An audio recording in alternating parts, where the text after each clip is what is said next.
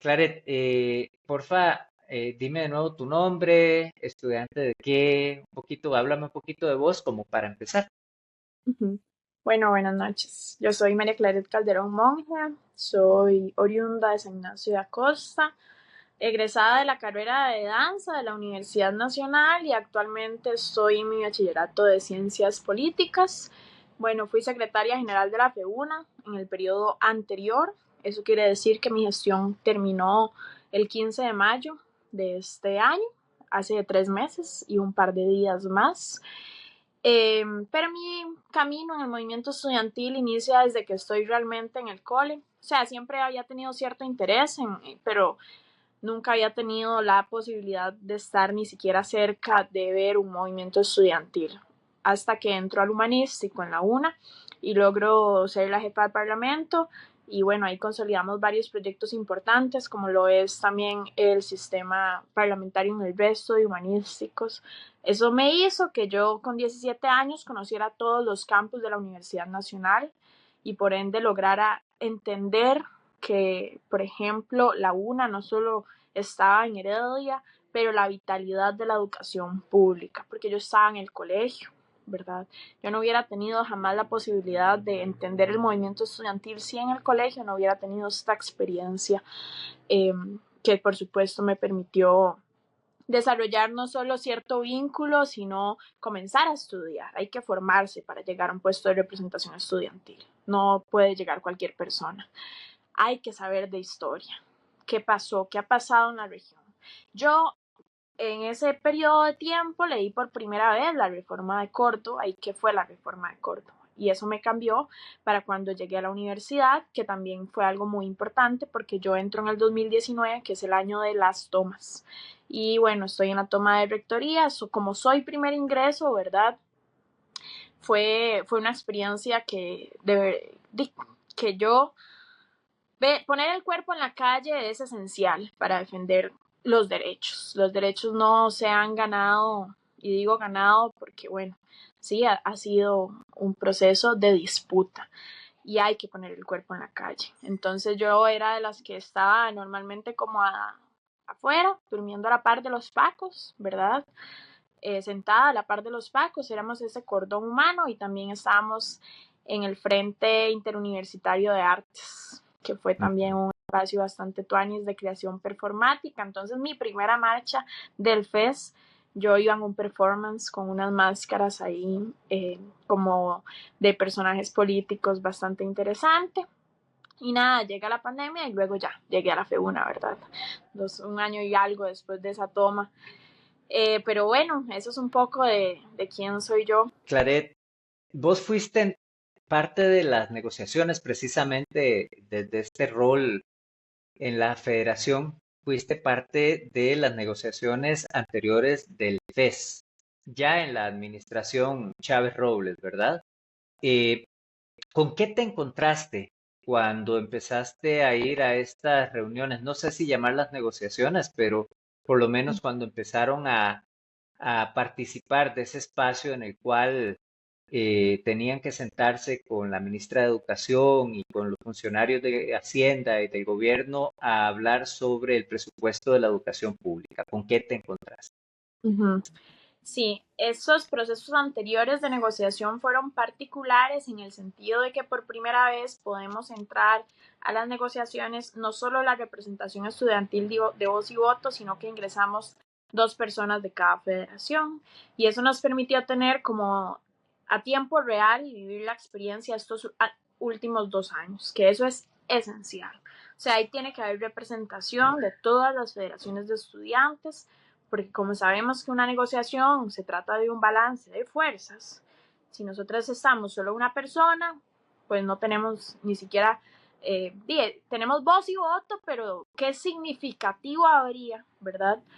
En, en realmente dónde están los estudiantes en estos procesos, ¿verdad? Normalmente las rectorías tienen sus asesorías, sus equipos técnicos y ahí fue donde dijimos la representación estudiantil necesita también eso y somos nosotras, las personas de las otras federaciones. Este proceso de negociación ha sido particular en varias cosas que suceden por primera vez que después voy a decir a lo que creo que responden. Pero bueno, por primera vez tenemos un gobierno que le dice a las universidades que primero hay que evaluar el trabajo que hacen, ¿no? Y de ahí surgen estos famosos indicadores o compromisos que tienen que asumir las responsabilidades y comprometerse en el 2022 para tener presupuesto el 2023 y el 2024. En el 2022, que dijimos específicamente la FEBUNA, no estamos de acuerdo con esto. Primero, eso demuestra que, bueno, esencialmente estamos con un gobierno y un ministerio de educación que desconoce el quehacer de la universidad pública. La ministra pues viene de otro país, ella nunca ha estado adentro de las universidades públicas. Es curioso, su hijo sí, su hijo es egresado de medicina o alguna carrera de salud de la UCR. Pero ella como tal no entiende cómo funcionan las universidades. Entonces yo creo que esos indicadores tenían por un lado eso, explicarle a la ministra qué hacen las universidades, cómo funcionan las universidades, por qué es que necesitan recursos, y por otro lado redirigir el quehacer universitario, ¿verdad? Sobre todo lo que decíamos las federaciones es que esto vulneraba la autonomía de la universidad pública, porque ningún gobierno de turno le puede decir a una universidad qué hacer. No necesariamente porque sea malo lo que nos diga que tengamos que hacer, sino porque no pueden haber intereses de gobiernos de turno permeando el quehacer de universidades que tiene que trascender los intereses de un gobierno, ¿verdad?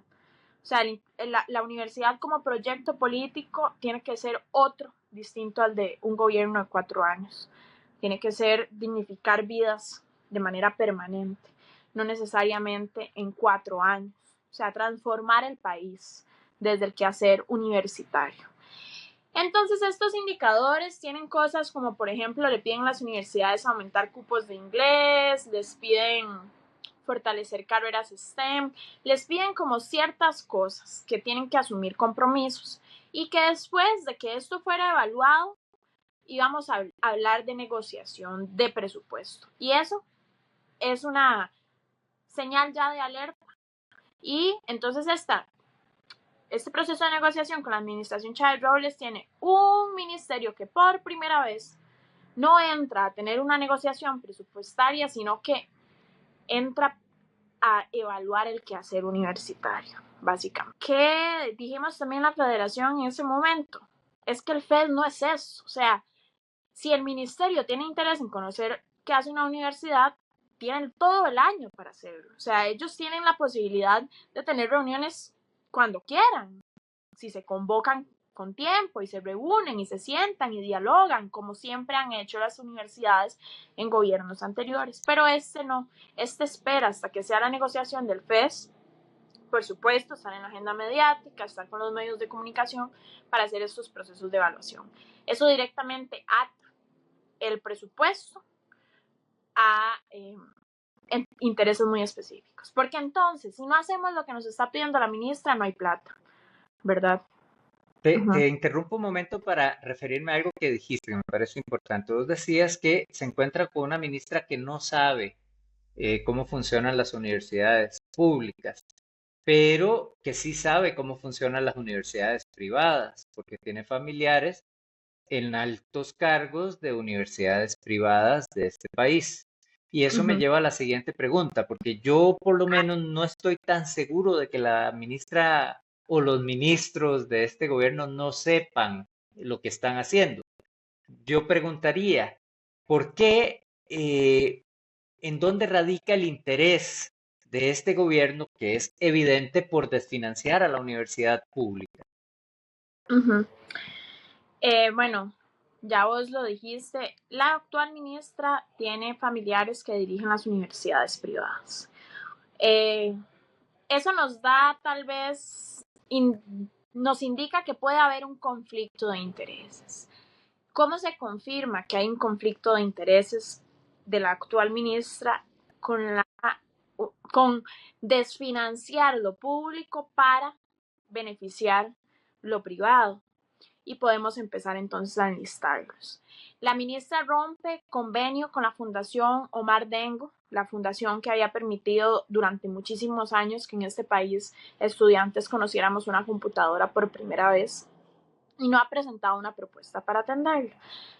La ministra el 25 de abril de este año le presenta la ruta de la educación no a los rectores de las públicas, no. Ella hace la presentación de la ruta de la educación con los rectores de las universidades privadas. Eso es importante. El año pasado la ministra hace un foro en la aula CIT para atender la crisis educativa. No invitó a los rectores de las universidades públicas, no. Solo habían rectores de las universidades privadas. Esos son indicadores, no solo decir es que ella es familia, no. Ella ha hecho más cosas. Porque yo puedo ser familia y que no haya algún conflicto de interés entre las personas. Este país es una finca, siempre vamos a tener familiares en otros espacios. Pero demostrar los intereses es necesario. ¿Qué otras cosas hay que revisar? Hay que revisar qué ha pasado en el CONESUP, en el Consejo Nacional de Educación Pública. El CONESUP es lo que orgánicamente tiene que dirigir el funcionamiento del MEP. La ministra jamás puede tener concentrado todo el poder, ¿no? Las decisiones del CONESUP son claves. Lo que pasa en el CONESUP es lo que dirige la educación pública. Hay que ver qué intereses hay ahí, porque también es un espacio lleno de conflictos de intereses. Entonces, cuando revisemos actas del CONESUP, cuando revisemos qué ha pasado, a dónde se han dado becas, a dónde se han quitado, qué convenios se han fortalecido, qué convenios han dejado de existir, revisar tal como pasó con la Fundación Omar Dengo, que es el más visible. Hay otro montón de convenios que se han roto, que han desaparecido y se le están dando los espacios a las universidades privadas. Esas acciones son las que nos confirman que efectivamente la ministra tiene un conflicto de interés en desfinanciar la educación pública para fortalecer la privada. Este negocio de privatizar la educación pública, bueno, no es el primer gobierno que lo hace, no solo en nuestro país, sino en nuestra región. Es eliminar un derecho y es convertirla en un negocio de pocos. Porque cuando hay un gobierno neoliberal que funciona el sistema capitalista, solo entiende esto como un negocio. Si no le interesa, si no hay capital, si no produce, si no le sirve al sistema, si no me sirve a mí, lo quito, ¿verdad? Uh-huh. Y en ese sentido, ellos amarran el tema presupuestario de las universidades, así como lo están haciendo con todo lo demás que tenga que ver con lo que ellos denominan gasto social, ¿verdad? Que es inversión social, al argumento de que no hay plata, ¿verdad? El Uh-huh. gobierno no tiene plata, hay que pagar, amortizar deuda y hay que socar la recaudación, evidentemente regresiva, la de nosotros los que andamos, los que no podemos comprarnos una casa de 2 millones de dólares en Monterán. Este, pero el argumento de fondo con el cual intentan engañar a la gente es que no hay plata. Y la pregunta ¿es verdad que no hay dinero o lo que no hay es voluntad política para financiar aquellas instituciones y aquellos sectores del país que le brindan beneficios a la gente, a la mayoría de la gente en Costa Rica? Es mentira que no hay plata. Si no hay plata, no hubiéramos podido aumentarle el salario a los ministerios. Este gobierno entró y le aumentó el salario a los ministerios, y no un poquito, no, la mitad, el doble, 4 millones y pico, a cada ministerio, además. Es mentira que no hay plata. Es mentira que no hay plata porque además el año pasado vimos, y específicamente en este contexto que nos ubica la situación crítica en la que estamos como país y región, se le quitas a educación para darle presupuesto a seguridad, ¿verdad? Hay presupuestos muy específicos, claro, que son los que sí se mantienen o incluso han incrementado, mientras hay otros que son los programas de atención social que han sido recortados. Pero además hemos visto un crecimiento económico en nuestro país durante los últimos años, ¿verdad? Y tenemos aquí los datos. En el 2020, si bien es cierto, vivimos un decrecimiento del PIB con un menos 4,3%, desde el 2021 la economía sí ha mostrado crecimientos. En términos generales y en términos reales, ¿no? El 2023 lo cerramos con un 5,1%. según proyecciones también del Banco Central y el informe de política monetaria que fue proyectado en abril de este año. O sea, las finanzas públicas han venido mejorando en los últimos años y esto nos lo confirmaron desde el Ministerio de Hacienda, ¿verdad?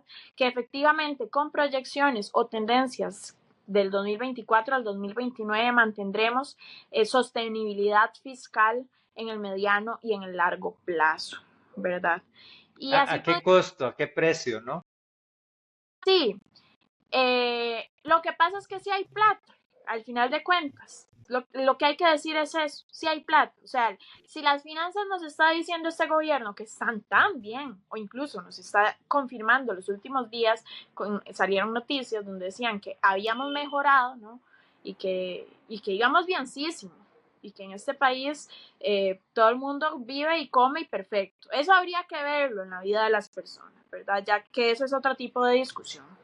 ¿Verdad? Los ingresos no han aumentado y hay salarios que no están respondiendo hoy al costo de la vida, ¿verdad? Y es efectivo que hoy, con lo que ganábamos hace un año, hoy ya no nos alcanza lo que ganábamos hace un año. O sea, este país tiene pobreza y tiene desigualdad. Pero si el Ministerio de Hacienda nos está diciendo que hay plata, ¿dónde está esa plata? ¿No? Ok, ¿dónde se está yendo? ¿Cuál es el flujo? Sí se Que es un puede poco la trampa, que es un poco la trampa de la macroeconomía en un sistema capitalista y neoliberal, ¿verdad? Es decir, mi ley te dice que ha mejorado la situación del país, ha mejorado para ellos, financiar. efectivamente, pero ¿a qué costo? De claro, si no estás invirtiendo en educación, ni en salud, ni en memoria, ni estás invirtiendo, estás bajando los sueldos, se dispara la comida, dejas de invertir en absolutamente todo lo que tiene que ver con inversión social, pues evidentemente tiene que haber una mejoría de los números del macro del país, ¿sí? Pero el impacto que tiene eso en la vida cotidiana de la gente es brutal, ¿verdad? Sí, Que es un poco lo que pasa en Costa Rica ahorita. sí, no es tangible las mejoras en la economía, no es tangible en el día a día, en la cotidianidad de nuestras vidas. Hay personas que en este país todavía no tienen un plato de comida, ¿verdad? Pero lo esencial aquí es volver la discusión a que si tenemos un Ministerio de Hacienda que nos está diciendo que la economía está mejorando, tiene que darse el presupuesto que se debe otorgar a educación pública, que no es una aspiración, como ya dijeron, es una obligación de un 8%, ¿verdad?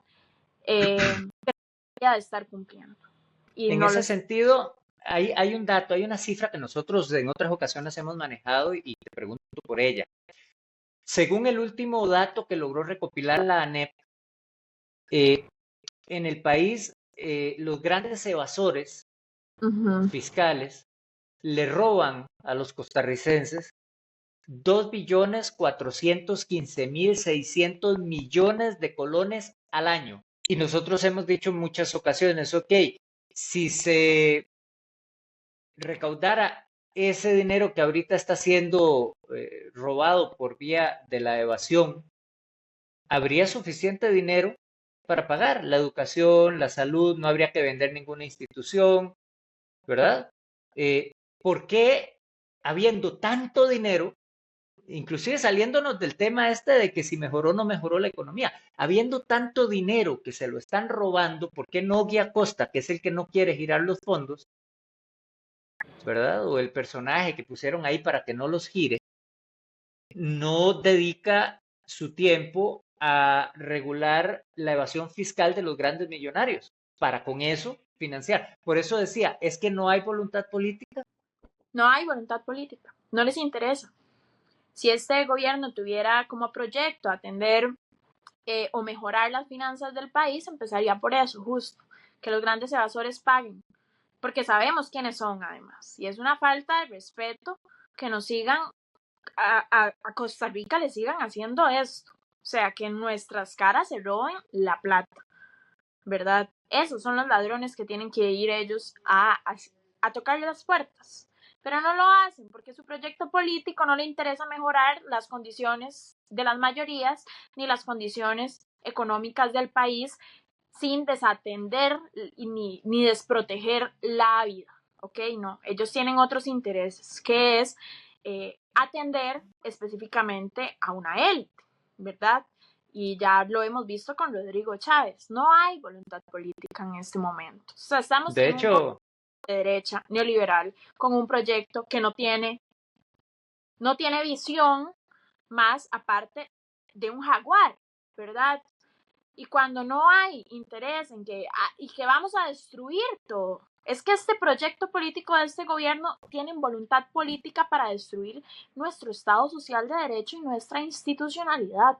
Ese es su proyecto, esa es la apuesta, eso es lo que ellos están haciendo, ¿verdad? Y eso es lo que desde que llegamos hemos visto. Ataque a la democracia, ataque a la educación, ataque a la salud, ataque al ICE, ataque a las mujeres, a las feministas, ataque a las personas que ya de por sí están en condiciones de vulnerabilidad y no se han atendido nuestros problemas reales, ¿verdad?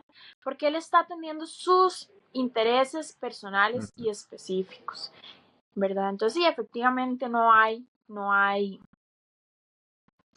voluntad política para lo que esperamos. mira, eh, cuando uno observa en retrospectiva lo que han sido las negociaciones del FES, uno percibe, te lo digo desde afuera, ¿no? Uno percibe que en realidad, más que negociaciones, diera la impresión de que se entró a convalidar, a validar, a darle validez a esta lógica recortista del gobierno. Digo, eh, una negociación sería si las universidades asisten a reunirse con el Ministerio de Educación, con Hacienda y con los representantes del gobierno para ver cómo hace el gobierno para cumplir con el 8% constitucional del PIB para la educación. ¿Sí? Pero se entró desde un primer momento, como decís vos, a aceptar las reglas que estaba imponiendo el gobierno. Vamos a evaluar cómo están las universidades para ver cuánto les quitamos. Y la negociación se convirtió en una negociación, insisto, entre comillas, en una negociación en la que lo que estamos negociando no es cómo llegar al 8%, sino es cuánto nos van a quitar este año, ¿verdad?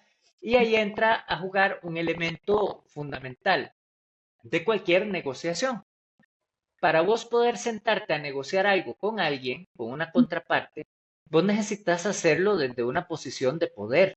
Si vos no tenés una palanca de presión, de poder con la cual obligar a la otra parte a ceder, en realidad no estás negociando nada, estás, no sé, firmando tu capitulación pero no estás negociando.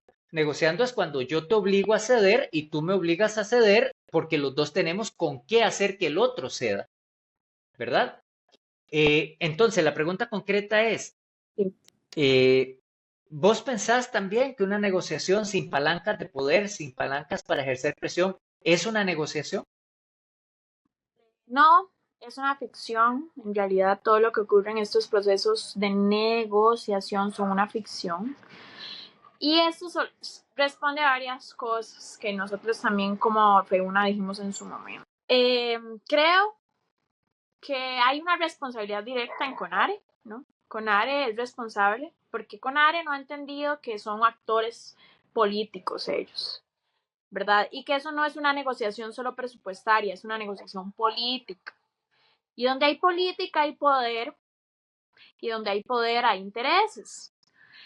Históricamente, las negociaciones habían fluido, digamos, sí se hacían marchas, ¿verdad? Y hemos tenido que salir siempre a las calles, pero era más como sentarse a conversar, ¿verdad? Eso hizo los años anteriores que tuviéramos rectorías que no estuvieran capacitadas para negociar en política. No saben hacerlo los rectores, por eso estamos hoy a como estamos. Y esa es una debilidad que hay que decir, porque si no decimos la realidad no la vamos a comprender y mucho menos a atender. Entonces hay una urgencia de entender que las universidades son un proyecto político y que necesitamos capacidades de negociación que en este momento no tenemos. Entonces también ahí hay una cuestión, ¿verdad? Como vos lo decías, ¿cómo se negocia? ¿Verdad? ¿Por qué? ¿Qué puede negociar una universidad con un gobierno? puchica, que existimos hace años y ustedes vienen llegando. O sea, nosotros se supone que deberíamos de decirle a este gobierno cómo hemos construido Costa Rica. La versión de hoy de este Costa Rica la han construido las universidades públicas. Ese ha sido el proyecto político que hemos tenido. No nos puede ganar un gobierno que viene entrando, que ni siquiera es de aquí, que no conocen nada. Nosotros tenemos que tener aquí en la mano, conocer todo lo que pasa en este país. Esa se supone que debería de ser la universidad en este momento. Ocupamos personas que sean capaces de eso, de entender que tenemos la mayor fuerza y el mayor poder en esos procesos de negociación y que por lo tanto somos capaces de llevar las agendas, de poner las discusiones, de pedir cosas a cambio, ¿verdad? Ya, por ejemplo, cuando se hizo esto de los indicadores, porque ellos nos piden a las universidades y las universidades no al gobierno. Si las universidades siempre evaluamos el quehacer de los gobiernos, ¿por qué no les pedimos a ellos y les decimos, vean, estos números no han cambiado, las estamos evaluando a ustedes y les sacamos las encuestas del CIEP y les sacamos las encuestas del IDESPO y les decimos, hay observatorios que se encargan de decir que ustedes están destruyendo la democracia? ¿Por qué no hacemos eso si tenemos toda la legitimidad para hacerlo? Otra cosa que yo expresé en su momento era que cómo era posible que nunca tuviéramos estrategia. O sea, CONARE siempre llega a mayo sin estrategia. Por eso nos siguen bailando. Porque yo no sé en qué mundo, en qué planeta, ¿verdad? Y lo digo porque estuve en una universidad, en un consejo universitario y me tocaba y yo decía, qué desgastante, pero qué importante ser representante estudiantil, porque si no fuera por esas personas que cuando llegamos a una mesa tocamos y decimos, ¿cuándo vamos a empezar a movernos por el FES? Las cosas no serían lo que son. Y tenemos de muestra el año 2022 y 2023, donde se hicieron movilizaciones desde el inicio de año por federaciones, porque fuimos nosotros las que sacamos a las universidades a las calles desde inicio de año. Y como este año tenemos federaciones nuevas, no hemos visto ese músculo. O sea, no hay capacidad de negociar de parte de las universidades y eso creo que es una responsabilidad que hay que asumir. Y eso le ha funcionado muy bien al gobierno, porque si los que estamos ahí hace años no sabemos cómo se negocia, ellos que vienen llegando nos van a llevar nos van a amarrar y nos van a hacer negociar a como ellos quieran, que es lo que ha pasado. No es un proceso de negociación, se vuelve más que todo un tome y deme. Por ejemplo, esto de, hoy llega la ministra y nos da el documento, nos vamos 8 días para estudiarlo y en 8 días lo hacemos. ¿Por qué no se hace ahí en tiempo real? ¿Por qué no se hace en tiempo real? ¿A quién ocupamos irle a preguntar, verdad? Cuando, digamos, yo también fui estudiante, recuerdo claramente el combo del ICE, ¿verdad? Recuerdo que cuando se da el intento por parte de Miguel Ángel Rodríguez, el expresidente de este país, el intento de privatización del Instituto Costarricense de Electricidad, los estudiantes jugaron un papel muy importante para precisamente crear un contrapeso de poder y obligar al gobierno a recular en su intento. Y no fue poca cosa, digamos, estamos hablando de una ley que se aprobó en primer debate, que después de aprobada en primer debate, el gobierno no le quedó más remedio que anularla prácticamente, mandarla al archivo, y por poco y no se cae el gobierno de Miguel Ángel Rodríguez. Recuerdo claramente en la última gran marcha que se hizo a Casa Presidencial ver a Miguel Ángel Rodríguez totalmente acobardado en la escalinata del helicóptero en el patio de Casa Presidencial, a un pelito así de salir de Casa Presidencial como salió Fernando de la Rúa en Argentina, ¿verdad? Es decir, los estudiantes jugaron un papel muy importante en el combo del ICE y también en Alcoa, ¿verdad? Y en muchísimas otras de las luchas que ha tenido este país. Para empezar, quizá una de las más emblemáticas, cuando un tipo quiso empezar a jugar de tirano y dio un golpe de Estado y puso a su hermano a dirigir el defensa, ¿verdad? Los hermanos Tinoco caen en buena medida por la movilización de los estudiantes del Liceo de Costa Rica y de las estudiantes del Liceo de Señoritas. Siempre en la historia de nuestro país los estudiantes han jugado un papel importante, pero ese papel lo han jugado en las calles y pareciera ser que es precisamente en las calles en donde se encuentra esta palanca de poder, esta palanca de presión que obliga a los gobiernos autoritarios o a los gobiernos eh, que benefician los intereses de las élites a echar para atrás en sus proyectos de egoísmo, ¿no? Eh, Vienen movilizaciones por el tema de la defensa no solo del FES, pero también de la institucionalidad costarricense. Tú ves ahí una posibilidad para reequilibrar esa negociación y que se pueda desde una posición de poder obligar a este gobierno a echar para atrás con su plan de privatización? Sí, veo capacidad. Y digo sí por varias cosas. Primero porque esa va a ser la primera movilización que van a hacer las universidades en este año, lo cual me parece absurdo, porque que estamos en un año en el que no ha pasado nada y que es un año que está bienísimo, lo cual es mentira.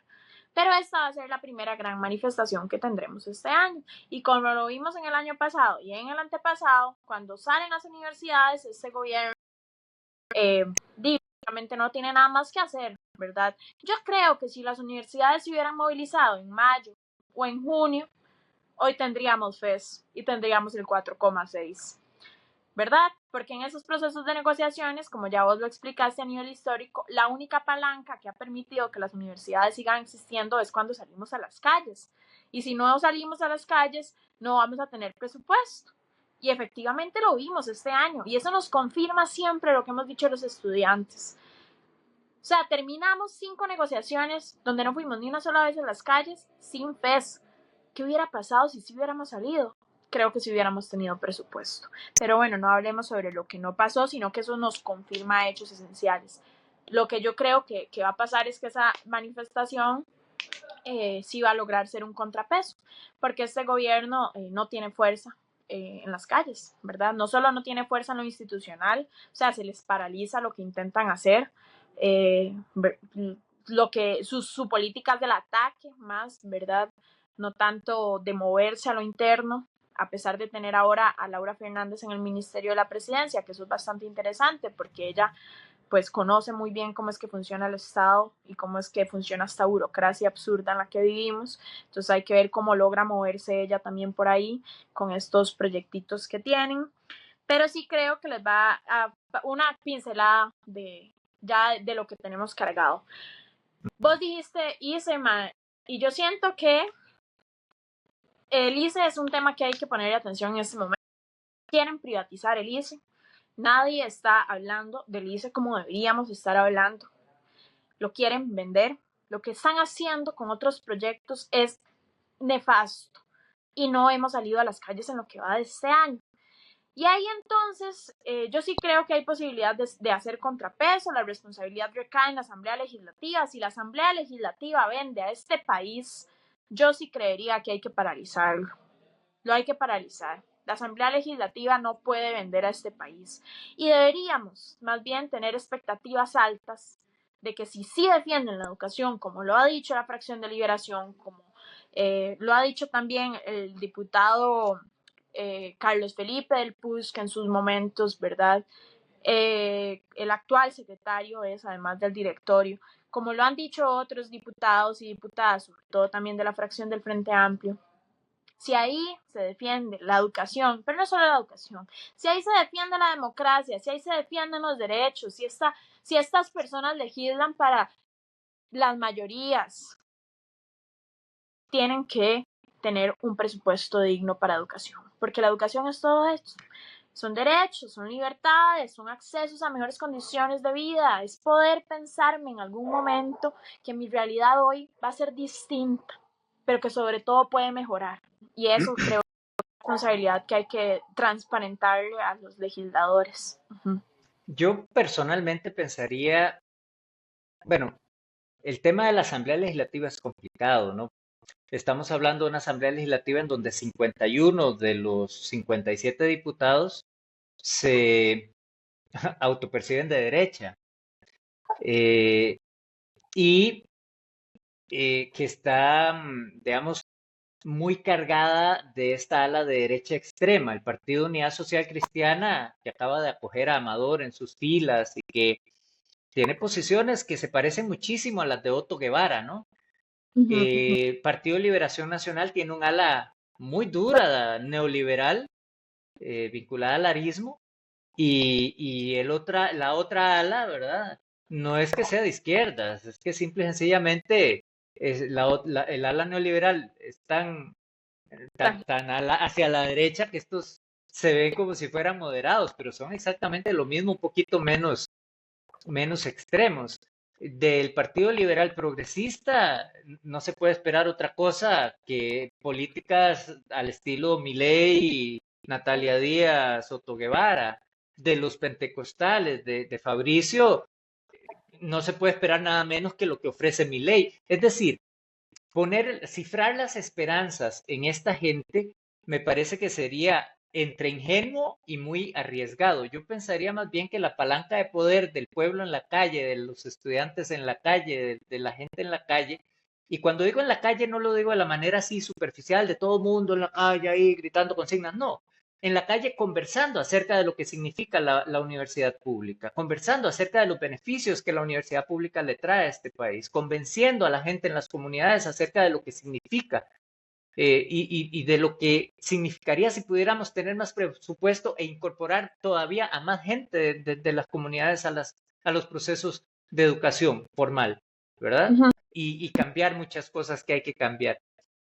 Sobre eso, Ajá, no, nada más yo en ningún momento les sitúo la esperanza a estas personas, sino es que todo lo contrario, ¿verdad? O sea, lo que dije es que si la movilización logra con contundencia decirles que tienen la responsabilidad, o sea, si la calle lo logra, pero jamás mi esperanza está en ellos, sin la movilización no lo lograríamos. Lo que pasa, y entonces ahora ya que hiciste el balance, el Estado legislativo hay que verlo con atención, pero viene lo siguiente. Entonces tenemos ahora un nuevo escenario que es en la Asamblea Legislativa. sí, Este es un escenario de incertidumbre. No es el peor escenario posible. ¿Por qué? Porque estamos también negociando con un gobierno de derecha neoliberal. Entonces, no es el peor escenario posible si lo comparamos con lo que tenemos tangiblemente, digamos, sino es un escenario de incertidumbre. Y cuando hay un escenario de incertidumbre, quiere decir que las cosas son nuevas, tanto para la Asamblea Legislativa, o sea, para esos diputados que ya mencionaste, pero que además hicieron una moción de censura a la ministra de Educación, la única moción en mucho tiempo, ¿verdad? Ese es el escenario. Aunque tengamos mayoría de derecha y tenemos una legislatura de derecha y un país manejado por la derecha desde hace años, ese es el escenario de incertidumbre, con una derecha que hizo un voto de censura. Y los escenarios de incertidumbre plantean algo lindísimo, porque plantean un escenario de posibilidades infinitas. Y eso es algo que también hay que tener en la política. Y por eso cuando uno estudia artes y estudia la política, ve que las cosas más bien van demasiado de la mano. Cuando hay un escenario de incertidumbre, usted tiene posibilidades de acción tan infinitas como su imaginación se lo permita. Y ahí es donde les cae el reto, nos caen a nosotros las personas que estamos en las calles y a las universidades. ¿Cómo vamos a lograr el balance de las fuerzas en un escenario de incertidumbres? ¿Verdad? Donde ya sabemos estas posiciones políticas de estos grupos, de estos sectores, donde hay que hacer un mapeo de actores, hay más que hacer mapeo de temas, hay que ver muy a detalle cuál va a ser el proceso legislativo que se le va a dar al FES por ser la primera vez, va a estar en asuntos hacendarios, pero no se puede ver tanto como se opta el presupuesto nacional normal, ¿verdad? ¿Cómo va a ser ese proceso legislativo? Eso hay que aclararlo, hay que afinarlo y a jugar también con ese escenario. Si la Asamblea no sabe qué hacer, o también va a aprender qué hacer, nosotros también. Y esa esperanza creo que cae en eso, ¿no? En infinidad de posibilidades que por dicha dependen de las calles. Claret, nos han metido, dijiste algo importante, mencionaste a Lice, ¿verdad? Nos han metido como a pelear por parcelas, ¿verdad? Por allá los del ICE, por allá los de la caja defendiendo la caja, por allá los del BCR defendiendo al BCR y así, ¿verdad?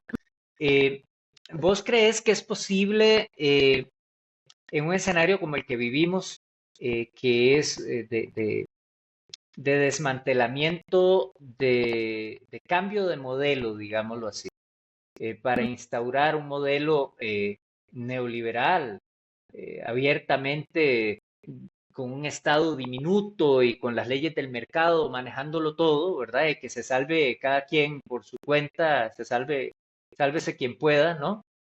Sí. ¿Crees que es posible en ese escenario que la defensa de la universidad, del FES y de la universidad y de la educación pública se pueda dar sin al mismo tiempo defender a la caja, sin al mismo tiempo defender al INS, defender al ICE, defender el modelo?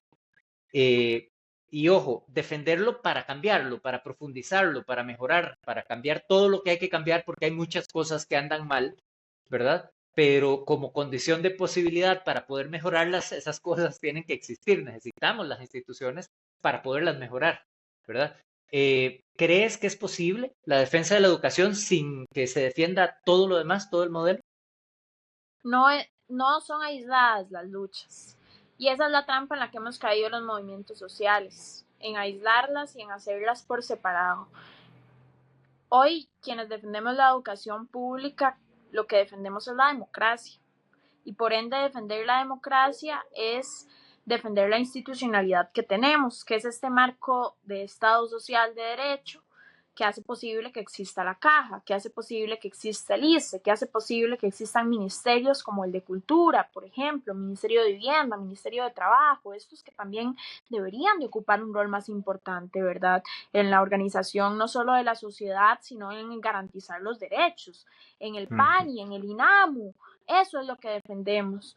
No solo porque, ¿qué sentido tendría la universidad sin democracia? La universidad es democracia y apostar en la educación es apostarle a la defensa de estos otros temas.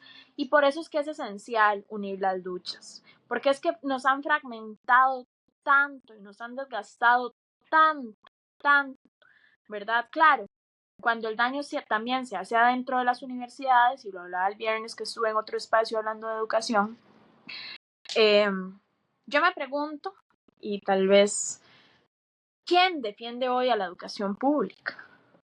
¿Quiénes somos las personas que la defendemos? Y creo que en las marchas siempre nos topamos las mismas personas. Cuando el sistema se comenzó a dañar, y cuando el neoliberalismo se instaló, iba cumpliendo también su receta, que es despedazar desde adentro la institución para que ya nadie después la quiera defender y a nadie le importa que quieran cerrar la caja, ¿verdad? Porque es que la persona que si su realidad no cambia, no lo va a defender. Entonces yo pensando en educación y hablábamos y yo decía, ¿por qué hoy una madre como querría ir a defender la educación si ve que su hija que está en cuarto todavía no sabe escribir un párrafo? ¿Por qué una madre querría ir y por qué el chico querría ir si ve que tiene ya un título y no tiene trabajo? O sea, hoy la educación es lo contrario a lo que yo defiendo. Hoy la educación es violenta. Hemos visto el bullying exacerbado instalándose. Hoy la educación es racista, es clasista. Hoy la educación está generando que más bien tengamos una sociedad totalmente rota.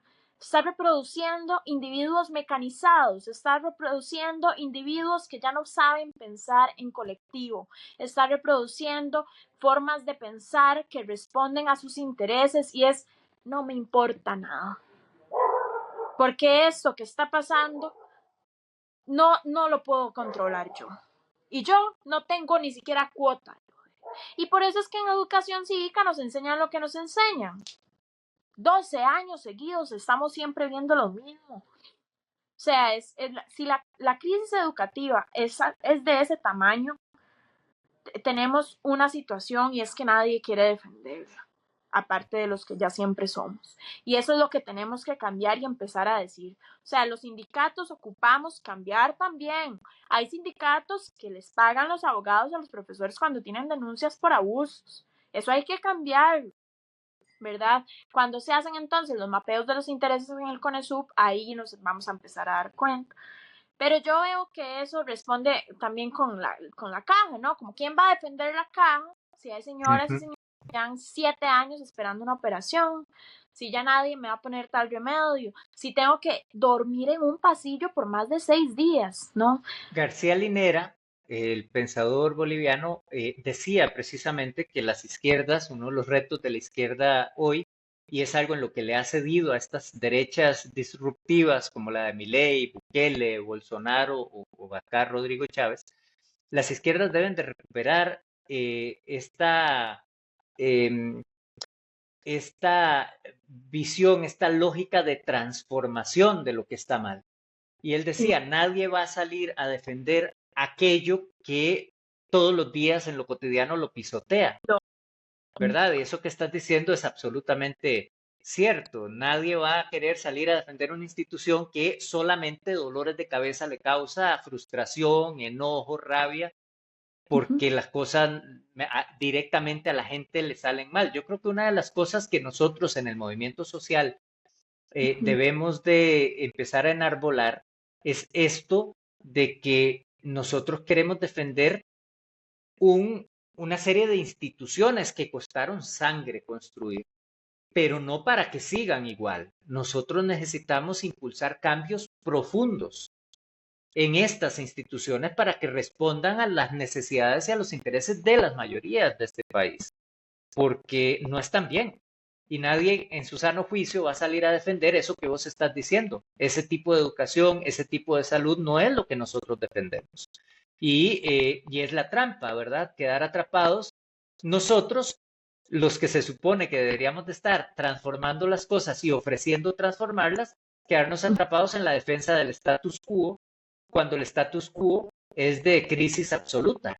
Y por eso ujú. quizá el discurso de esta gente pega más, porque llegan un Rodrigo Chávez y con 4 bravuconadas hace creer a la gente que él sí viene a cambiar las cosas. Y en realidad las viene a cambiar, pero para mal. Las viene a cambiar para favorecer a élites todavía más pequeñas, y joder más a la gente que ya de por sí está jodida por el mal funcionamiento de muchas de estas instituciones. Eh, Claret, decime, ¿vos por qué considerás que es importante que la educación sea pública? Sí, yo creo, pero no solo yo lo creo, sino la historia lo que nos dice es que cuando hay educación pública, permite personas libres. Y donde hay personas libres, hay personas conscientes, y donde hay personas conscientes, somos capaces de tener una democracia, porque yo no me imagino un país democrático sin personas libres. La historia nos lo dice, ¿no? La educación es lo único que ha generado hoy que las realidades de vida se transformen. No el país, no la región, no, las realidades de vida. Y cuando las realidades de vida son capaces de transformarse, para mí eso lo vale todo. Y hablo de transformarse porque es sacar a personas de estados inhumanos para darle libertad, tomar decisiones, tener trabajo, tener dignidad, tener comida. Eso es lo que ha permitido la educación. Yo creo mucho en sí, en que la libertad es un derecho de los pueblos, tiene que ser el derecho de los pueblos, porque un pueblo educado es un pueblo consciente y ahí cambiaríamos toda esta lógica de lo que siempre nos han hecho creer que es la democracia, que es la política en pocas personas, no, la democracia está en el pueblo, ¿verdad? Pero ¿qué pasa cuando el pueblo no tiene educación y no tiene derechos? ¿Cuál democracia es la que estamos reproduciendo y viviendo? Para mí la educación transforma vidas y esto siempre lo dicen, eh, pero es también capaz de colectivizar utopías por un mundo mejor. Cuando las personas se reúnen, y siempre yo lo digo, el encuentro es esencial, porque donde hay encuentro hay conversación, hay intercambio de lo que sea, de miradas, hay sensibilización, hay posibilidad de pensar, de aprender, de entendernos. Pero también yo planteo ya ahora un poco más en el sentido de los roles que asumen la educación en un país, y es que ofrece soluciones tangibles y reales a problemas que cada vez se vuelven más complejos. Y estamos en un mundo que cada vez es más complejo, pero no solo cada vez más complejo, sino cada vez hay más problemas por resolver que no estamos logrando resolver.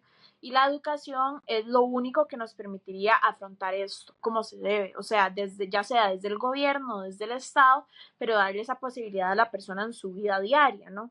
Que es esta capacidad de ejecutar y solucionar, de ejecutar acciones para solucionar problemas. Y algo es muy básico de cómo eso ya no lo sabemos hacer como individuos, y por eso la educación está fallando. Hoy estamos viviendo una crisis de salud mental tremenda en nuestras personas jóvenes.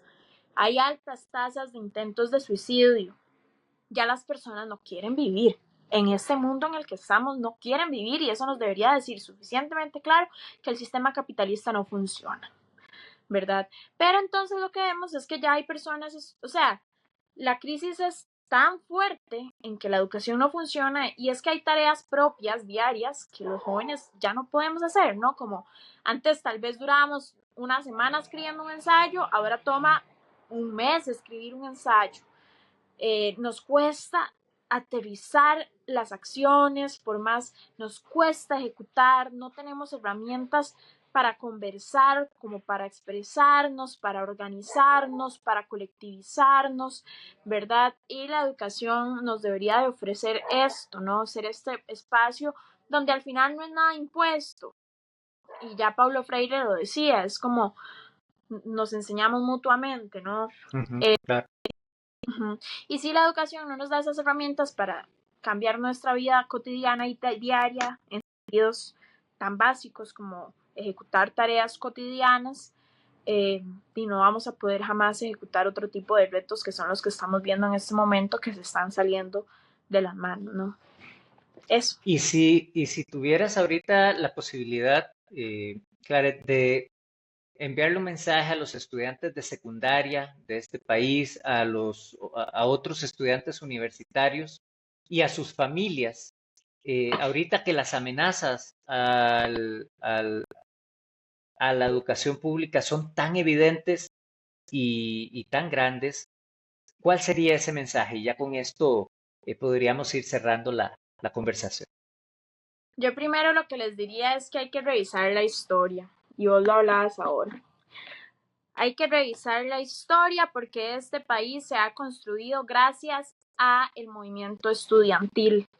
Este país lo han construido las universidades públicas y la educación pública, que fue defendida por las personas estudiantes. Pero este país es lo que es por la movilización en la calle. La región latinoamericana es lo que es hoy por la movilización en la calle.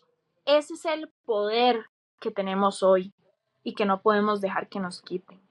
Ha corrido sangre para tener los derechos que tenemos. No podemos dejar que nos lo quiten. Tenemos el poder de transformar la historia. Eso es lo que tenemos que asumir. Ese es el reto grandísimo que tenemos hoy, demostrar, como lo hemos hecho desde 1968, que sí somos capaces de cambiar el rumbo de un país. Y hay una frase que me encanta, y es que si el mundo vale la pena por lo que ya hicimos, vale la pena más por lo que vamos a conseguir. Tenemos derecho a la utopía, tenemos derecho a soñar. Eso no nos lo pueden quitar. Son cosas que tal vez a mí me hacen moverme diariamente, porque si yo no pensara en que si el mundo vale la pena por lo que podemos llegar a ser, no creo que no creería en el poder que tenemos.